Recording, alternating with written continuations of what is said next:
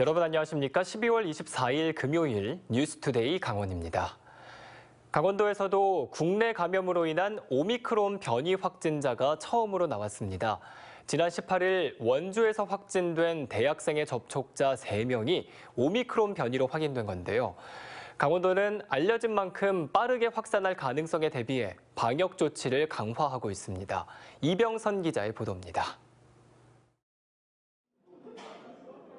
강원도에서도 오미크론 변이 확진자가 확인됐습니다. 지난 12일 콩고에서 입국한 해외 유입 사례는 있었지만 국내 감염 사례는 이번이 처음입니다. 원주에서 지난 18일에 확진된 대학생 확진자를 시작으로 이 학생을 포함해 관련 확진자가 모두 15명이 나왔는데 이 가운데 3명이 오미크론으로 확인된 겁니다. 전라도 광주에서 대학을 다니는 이 학생은 지난 13일에 원주로 왔고 이후 가족과 친구 등을 만났습니다. 관련 접촉자들이 식당에서 가족 모임을 하면서 잇따라 확진됐고 동시간대에 식당과 노래방 등 같은 시설을 이용한 사람들도 양성 판정을 받았습니다. 강원도는 함께 확진된 12명 중 6명에 대해 오미크론 감염을 확인하는 절차에 들어갔습니다.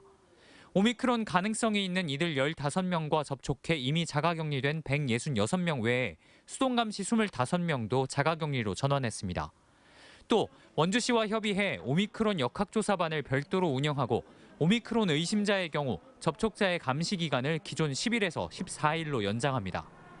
국내에서도 오미크론 변이로 확인되거나 관련된 사례가 400건을 넘어가면서 중앙방역대책본부는 3차 접종의 중요성을 다시 한번 강조했습니다. 오미크론 변이에 대응하기 위해서는 미접종자를 최소화하고 3차 접종자를 최대한 늘리는 것이 중요합니다. 한편 오미크론 확진자가 처음 나온 원주는 21일과 22일, 1일 확진자가 각각 45명과 46명으로 잇따라 최고치를 경신했습니다. MBC 뉴스 이병선입니다. 목을 졸라 숨을 못 쉬게 해 기절에 이르게 만드는 이른바 기절놀이. 당사자들은 놀이라고 하지만 아주 심각한 폭력 행위입니다. 춘천의 한 고등학교에서 2학년 선배가 1학년 후배 학생들을 상대로 여러 차례 기절놀이를 한 사실이 확인됐습니다. 피해 학생들은 가해 학생과의 분리를 요구하면서 학교에 나가지 않고 있습니다. 이승현 기자입니다. 춘천의 한 고등학교 1학년 학생 2명이 기숙사에서 나와 가정으로 돌아갔습니다. 두 학생을 학교폭력 가해자와 잠시라도 같은 학교에 둘 수 없다는 가족들의 판단 때문입니다. 이들은 지난 3월 말부터 11월 초까지 운동부 선배 4명으로부터 지속적인 괴롭힘을 당했다고 주장하고 있습니다. 기숙사 방 청소와 간식 싸우기 등 자잘한 심부름에다 목을 졸라 기절시키고 깨우는 이른바 기절놀이라는 가혹행위가 이어졌다고 말합니다. 이제 그 학생들이 기절놀이라 그러는데 이건 기절행위거든요. 그거를 지금 여기 통지서에도 나와 있지만 통보서에도 나와 있지만 가해자 학생들 주장에는 보통 3, 4회라고 했는데 저희 아들 같은 경우는 한 5, 6회 정도 당했었고. 가해 학생들의 강요에 따라 속옷만 입은 채 모르는 여성과 영상 채팅을 했다고도 주장합니다. 그 여자가 너희들이 옷을 벗으면 바지를 벗어서 팬티를 입은 걸 보여주면 자기도 옷을 벗겠다 이러니까 자기들이 안 하고 1학년들을 불러가지고 1학년들 보고 벗으라고 그래서. 학교폭력대책심의위원회 심의 결과 가해 학생들에 대한 조치로 출석 정지 23일과 특별교육 이수가 내려졌습니다. 가족들은 학교가 학교폭력에 대한 조치는 이행했지만 조치 결과가 너무 약하다며 분통을 터뜨립니다. 범죄자는 오히려 활보를 하고 범죄 피해자는 숨어 있어야 되는 그런 이상한 형국이 돼 있지 않습니까 지금? 가족들은 심의 결과에 불복해 행정소송을 준비 중이지만 가해 학생에 대한 분리 조치가 이루어지지 않을 경우 피해 학생들은 또다시 가해 학생들과 학교 내 같은 공간에서 함께 생활할 수밖에 없습니다. 분리를 하는 게 어려운 게 수업권 침해가 돼요. 애를 이렇게 잘못 분리를 하게 되면. 그래서 가해자를 하더라도 얘를 이렇게 수업에서 배제하거나 하면은 왜 수업권을 침해하느냐 이렇게 얘기하면 이제 할 말이 없는 거죠. 학교는 피해 학생과 가해 학생들이 부딪히지 않도록 별도 조치를 취하겠다고 밝혔지만 피해 학생의 가족들은 언제든 비슷한 피해가 재발할 수 있다며 보다 근본적인 대책을 요구하고 있습니다. MBC 뉴스 이승현입니다. 도내 곳곳에 송전선로가 들어서며 주민들과의 마찰이 끊이지 않고 있습니다. 삼척 지역 발전소의 송전선로 건설로 토지가 수용된 사람들 가운데 일부는 보상금이 너무 적다며 반발하고 있고 발전소 측은 보상금 공탁 과정을 거치며 건설을 대부분 마쳤습니다. 배연환 기자가 보도합니다. 삼척시 노곡면에 야산을 소유하고 있는 우원하 씨. 자신의 산에 송전철탑이 들어섰는데 아직 보상을 한 푼도 받지 못했습니다. 보상 협의를 거절하면서 수용 재결 처분을 받았지만 역시 보상금을 수령하지 않았습니다. 발전소 건설사 측은 공탁 과정을 진행하며 송전철탑 건설 절차를 거의 마쳤습니다. 처음서부터 조금 줄라 하고 그다음에 그 조금 금액을 공탁을 이제 걸고 이러면 뭐 무조건 공산 진행이 될 수 있으니까 그런 야근수로 산주들을 울리고 약 올리고 속상하게 했습니다. 삼척시 정로동에서 신기면 안으리까지 삼척 블루파워 송전선로 109 건설 사업이 진행되며 35곳의 철탑이 건설되고 354kV의 송전선로가 놓였습니다. 송전선로를 설치하면서 토지 소유주들에게 공탁금만 걸어놓고 공사를 진행해 땅 주인들의 반발이 이어지고 있습니다. 전체 25필지, 26명의 토지주와 보상 협의가 되지 않아 중앙토지수용위원회에서 수용 재결을 결정한 가운데 절반만 보상금을 수령했고 나머지 절반에 대해서는 공탁 절차가 진행되고 있습니다. 삼척 블루파워 측은 송전선로가 건설되면서 사용되거나 지나는 토지의 실제 감정평가 결과 금액 자체가 절대적으로 적기 때문에 수용 재결 보상 금액도 적을 수밖에 없다는 입장을 밝혔습니다. 이처럼 수용 재결 보상 금액이 적다고 판단하거나 송전선로 건설 자체를 반대하는 경우 보상금을 수령하지 않고 공탁을 진행하고 있다고 설명했습니다. 도내 곳곳에 송전선로 건설과 관련한 민원이 끊이지 않고 있는 상황에서 수용 재결된 토지 소유주들의 불만도 잦아들지 않고 있습니다. MBC 뉴스 배연환입니다. 이번 MBC의 여론조사에서는 도청사 신축 이전에 대한 도민들의 의견도 물었습니다. 도민 전체를 놓고 보면 여론조사로 결정해야 한다는 의견이 가장 많았는데 지역별로는 춘천권과 그 외 지역의 여론이 극명하게 갈렸습니다. 권기만 기자입니다. 강원도민 800명에게 도청사 신축 이전에 대한 의견을 물었습니다. 도민 여론조사를 통해 선정해야 한다는 응답이 33.9%로 가장 많았습니다. 그 다음으론 현재 강원도청 위치가 적절하다 20%, 다른 시군으로 이전해야 한다 16.9%, 캠프페이지로 이전해야 한다 13.6%, 춘천 내 제3회 장소로 이전해야 한다 6.9% 순이었습니다. 지역별로는 분명한 차이를 보였습니다.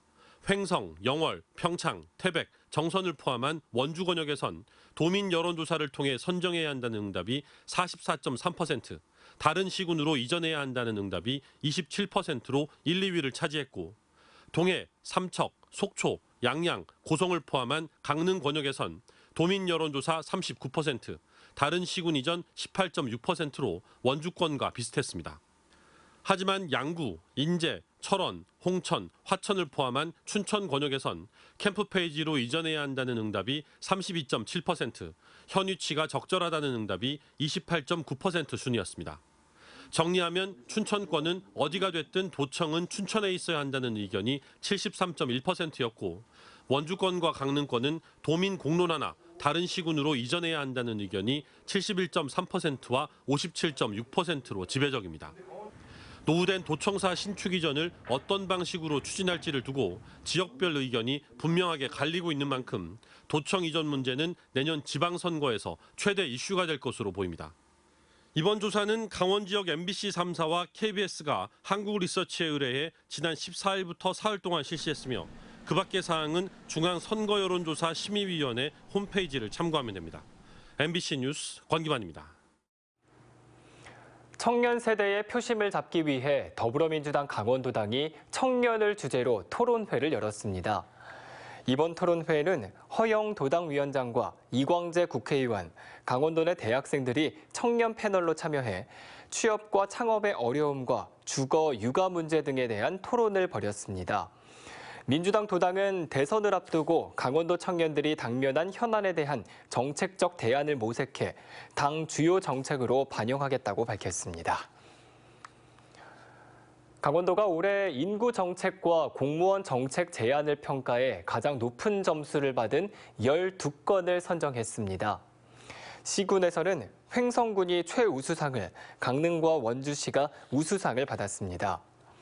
횡성군은 9개 읍면을 대상으로 마을 인구 증가율과 청년 인구 증가율 등을 평가해 우수마을에 인센티브를 제공해 높은 평가를 받았습니다. 강릉시는 청년마을 만들기 프로그램이, 원주시는 각 기관의 가족친화제도 공유와 저출산 문제를 고민한 점이 좋은 평가를 받았습니다.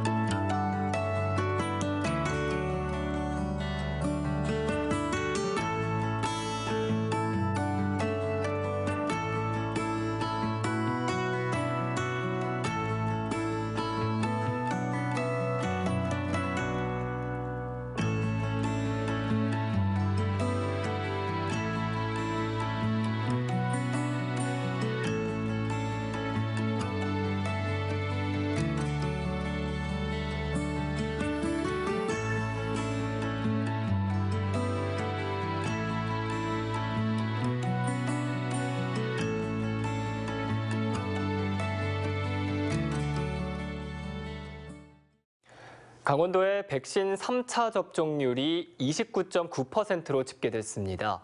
강원도는 도민 가운데 45만 8천여 명이 접종을 마쳐 3차 접종률이 29.9%로 기록됐고, 요양병원과 요양시설에서는 91.5%, 75세 이상은 87.4%, 60에서 74세는 67.8%로 집계됐다고 밝혔습니다. 또 12세에서 17세 소아청소년 접종은 1차 접종률이 69.8%, 2차 접종률은 51.5%로 나타났습니다. 단계적 일상 회복 이후 12월부터 강원도 내 60세 이상 확진자 비율과 사망자가 크게 늘어난 것으로 나타났습니다. 강원도는 60세 이상 확진자 비율이 10월 17.4%에서 이번 달에는 34.5%로 크게 증가했고, 사망자도 10월 4명에서 이번 달 22명으로 급증했다고 밝혔습니다. 이에 따라 강원도는 60세 이상 고령층과 고위험군에 대한 3차 접종을 다음 주까지 마무리할 예정입니다. 춘천시가 남춘천 일반산업단지 2지구 예정지역인 남산면 광판리 일대에 지역 특화 기업도시를 조성하기로 했습니다.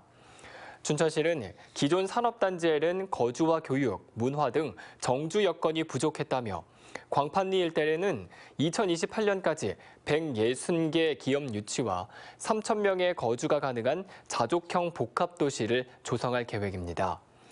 특히 춘천이 정밀의료산업 규제자유특구로 지정됐다며 의료기관과 제약회사, 연구기관 유치에 적극 나설 계획입니다.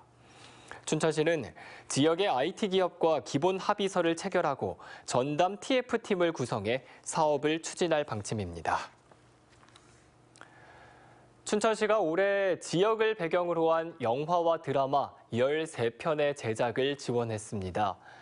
춘천시에 따르면 영상산업지원센터는 지난해 비와 당신의 이야기를 시작으로 올해는 정직한 후보 2를 비롯한 13개 작품의 로케이션 인센티브를 지원했습니다. 특히 하정우와 김남길 주연의 야행과 유진규 마이미스트의 예술을 다룬 작품은 모두 춘천에서 촬영됐습니다. 춘천시는 지역에서 영화와 드라마를 제작하면 음식과 숙박 등 경제 파급 효과가 크다며 내년에도 많은 작품을 유치하겠다고 밝혔습니다. 올해 춘천시 보건소가 운영하는 금연 클리닉에 2천여 명이 참여한 것으로 조사됐습니다. 춘천시에 따르면 시민들의 건강 관리를 위한 금연 클리닉에 2,036명이 참가했고, 학교와 사업체에서 실시한 흡연 예방 교육도 2,649명이 수료했습니다. 이와 함께 금연구역 257곳도 지도 점검했습니다. 춘천시는 올해 건전한 음주 문화 환경 조성을 위한 조례 등을 제정하고 다양한 건강관리 프로그램을 운영하고 있습니다. 더불어민주당 이광재 국회의원이 본래 오대산 월정사에 있었던 조선 왕조실록과 의궤를 오대산으로 돌려놓기 위한 결의안을 대표 발의했습니다. 결의안은 일제강점기 무단 반출된 조선 왕조실록과 오대산 사고본과 의궤를 민간 차원의 노력으로 반환받았지만 본래의 자리가 아닌 국립고궁박물관에 보관하고 있다며 실록과 의궤를 사고에 나눠 보관한 의미와 가치를 국민들에게 제대로 전하기 위해서는 하루빨리 본래 자리로 돌려놓아야 한다고 촉구하고 나섰습니다. 속초시가 엑스포 유람선 앞 공영주차장을 내년부터 유료로 전환해 운영합니다. 속초시는 비포장이었던 엑스포공원 주차장에 아스콘 포장과 주차 관제 시스템, 공중 화장실 등 편의시설을 갖추고 112면의 주차 공간을 확보했다고 밝혔습니다. 엑스포 유람선 공영주차장은 시범 운영을 거쳐 다음 달 10일부터 최초 30분까지는 600원, 추가 10분당 300원의 요금으로 운영됩니다. 속초시는 고정 장기 주차로 인해 주차장 회전율이 떨어지는 문제점을 해결하기 위해 환경 개선을 통한 유료화 결정을 했다고 밝혔습니다. 수산당국이 도루묵 자원 보호를 위해 통발로 도루묵을 마구잡이로 잡는 행위를 자제해 줄 것을 당부했습니다. 국립수산과학원은 산란기를 맞아 항포구 주변 앞바다까지 어미 도루묵이 몰려와 많은 알을 낳고 있는 상황에서 관광객과 주민들이 통발로 포획 행위를 남발해 자원 감소가 우려된다고 밝혔습니다. 해양수산부가 그동안 지자체, 어업인들과 함께 도루묵 자원 회복 사업을 펼친 결과 지난 2000년 1,500여 톤에 그쳤던 도루묵 어획량이 지난해에는 5,100여 톤으로 3배가량 증가했습니다. 동부지방산림청이 정선군 임계면에 이상기후 대응과 우량 묘목 생산을 위한 스마트 양묘 시스템을 구축했습니다. 동부지방산림청은 정선 양묘 사업소에 다목적 작업장과 자동화 온실, 저온 저장고 등을 갖추고 낙엽송 묘목 100만 본을 생산할 수 있는 스마트 양묘 시스템 공사를 마쳤다고 밝혔습니다. 산림청은 이번 스마트 양묘 시스템 조성을 시작으로 국유 양묘장의 선진화된 기술을 전국의 민간 양묘장에 전수하는 등의 정책을 추진해 나갈 계획입니다. 수영장과 영화관 등 다양한 문화체육시설을 갖춘 인제원통체육문화센터가 공사를 마치고 내년부터 본격적인 운영을 시작합니다. 인제군은 예산 125억 원을 들여 지하 1층에서 지하 2층 규모로 수영장과 실내 헬스장 등의 시설을 갖춘 센터를 완공하고 내년 1월부터 본격 시험 가동에 들어갈 예정이라고 밝혔습니다. 이상으로 뉴스투데이 강원을 마칩니다. 고맙습니다.